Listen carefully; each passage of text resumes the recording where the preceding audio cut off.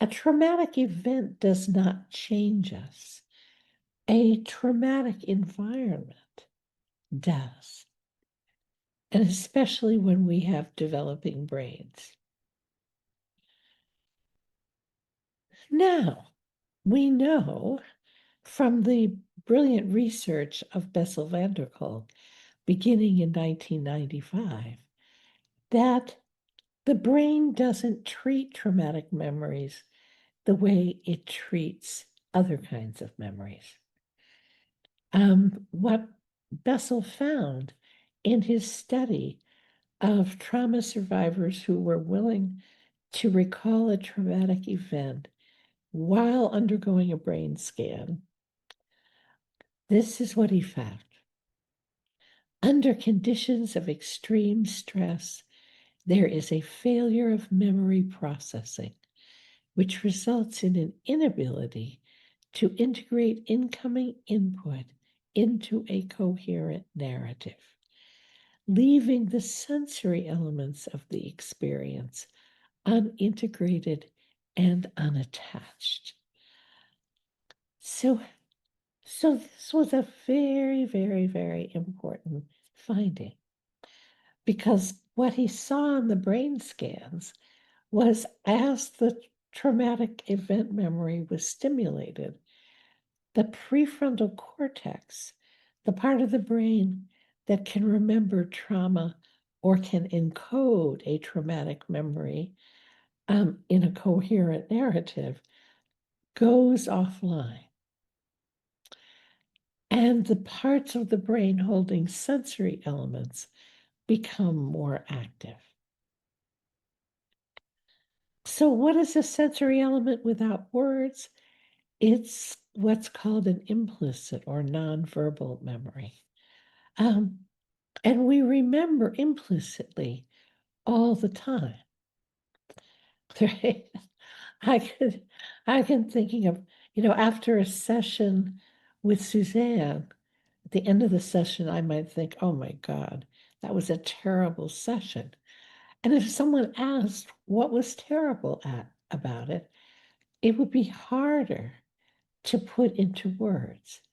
But the feeling of what happened was that it wasn't good. So this is true of everything we do. We remember implicitly. We don't always remember all the details.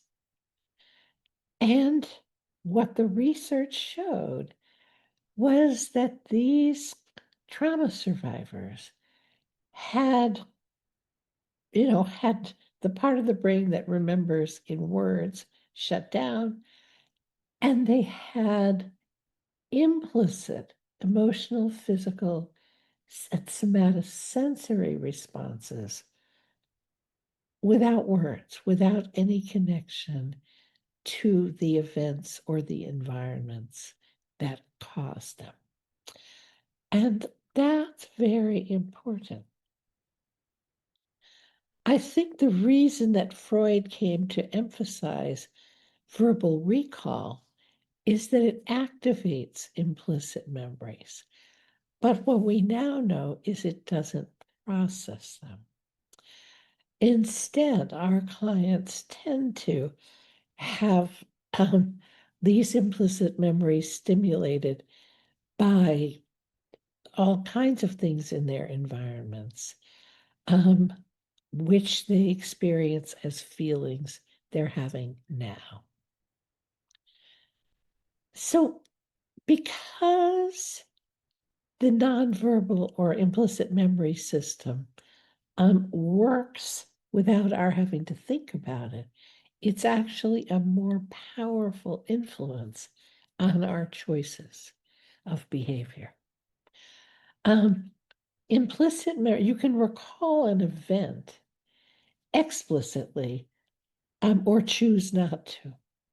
But implicit memories cannot be recalled voluntarily.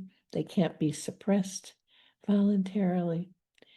And as Dan Siegel says, implicit memories continue to shape the subjective feeling we have of our here and now realities, the sense of who we are moment to moment, so that the past doesn't feel like something that happened a long time ago.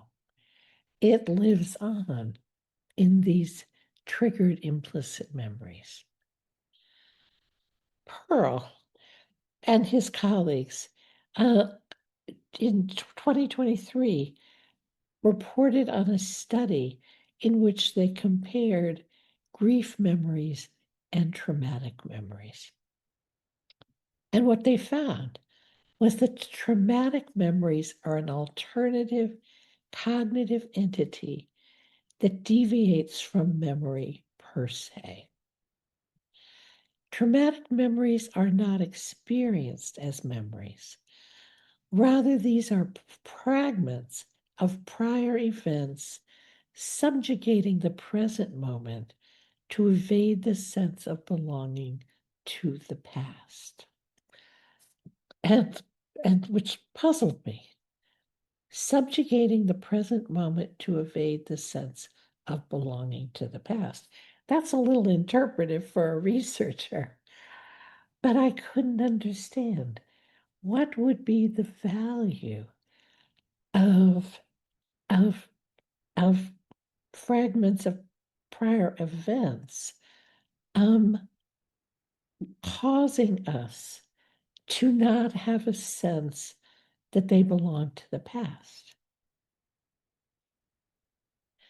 So I thought about it, and I realized that from a survival point of view, if we experience the trauma as something current rather than something that is past, we remain on guard.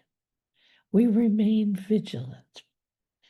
As soon as we accept that a traumatic experience is over, we relax.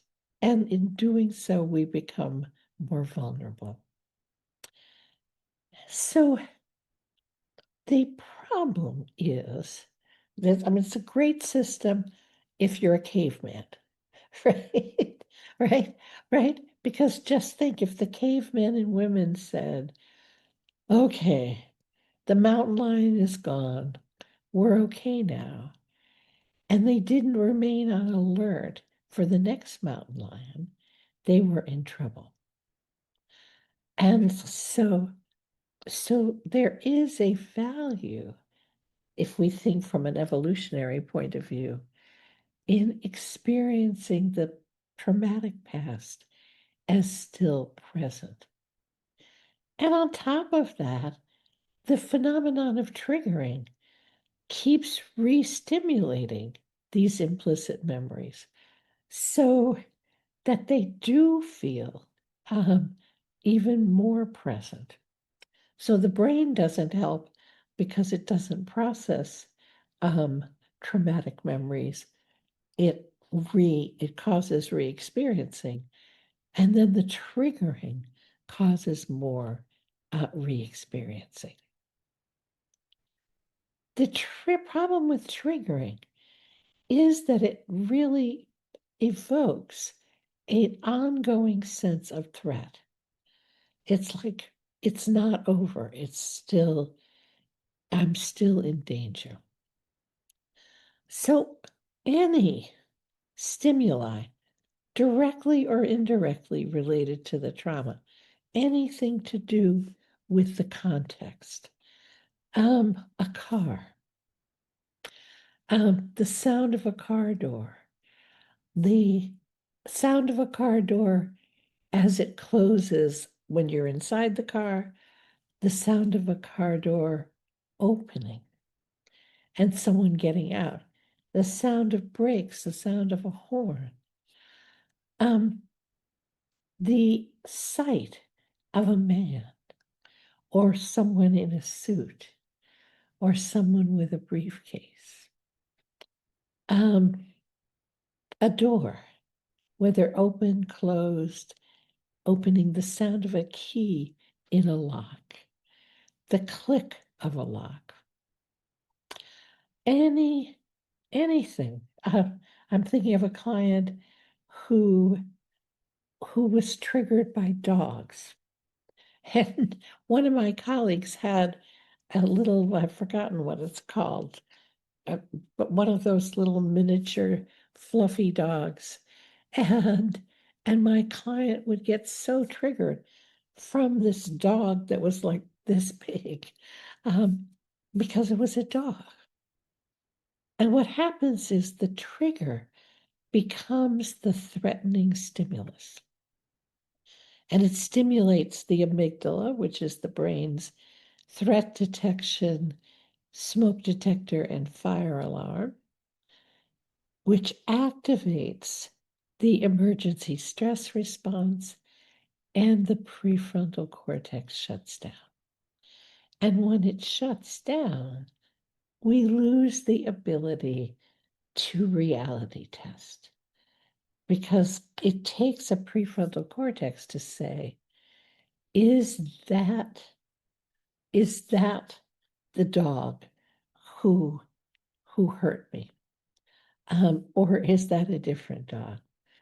I'm remembering a young woman, a 23-year-old woman I saw actually as a postdoc in Judy Herman's client clinic. And this young woman had been date raped at age 15.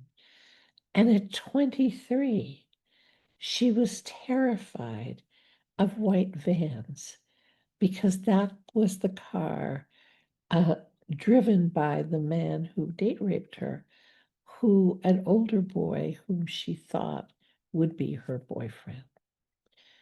And so she couldn't get to work. She couldn't get to classes. She couldn't get to therapy because she would see a white van on the street and she'd have to run and hide. She still felt in danger all those many years later. Now, implicit memories come in many different forms. And I'm just sharing this because as the therapist, we're the ones who have to say, I wonder if that fear is a feeling memory. I wonder if that shame is a feeling memory. So I look for emotions that are disproportional to the stimulus or to patterns of either fear or shame producing thoughts. Suzanne used to have chronic thoughts of the other shoe is going to drop, the sky is going to fall, over and over. And every time she had those thoughts, the fear would go up. Other clients of mine have had shame-producing thoughts. I'm worthless. I'm stupid. I don't deserve anything. Intrusive images and dreams and nightmares and flashbacks are all forms of implicit memory, right? Visual memory, emotional memory. Impulses to run away, impulses to hide in the closet or under the bed, agoraphobia, impulses to avoid going out. Hypervigilance can be a form of implicit memory, and all kinds of physical responses, including rapid heartbeat, tensing, feeling weak, feeling a sense of I'm going to collapse. Many, many, many, and all kinds of fears and phobias. It's really extraordinary. And the nervous system also becomes traumatized. Again, think from the perspective of unsafe environments. if you have a child growing up in an unsafe environment, it's going to affect how her nervous system gets conditioned. So we all have an autonomic nervous system that is in control of our emotions, our impulses, our energy levels, even the speed at which we cognitively process.